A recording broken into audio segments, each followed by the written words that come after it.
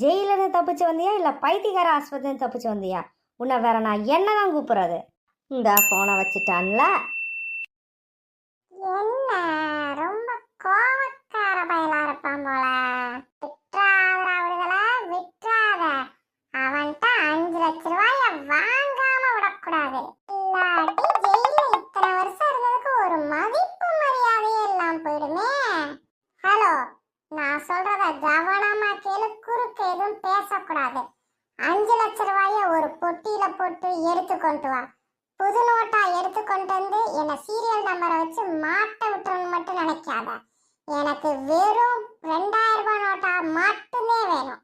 ஐயோ, நீ என்ன வேணா கேளு, நான் சொல்றத மட்டும் ஒரு வார்த்தை கேளுயா. என் பேச்ச நானே கேட்காது இருக்கும்போது உன் பேச்ச நான் எப்படி கேட்பேன்?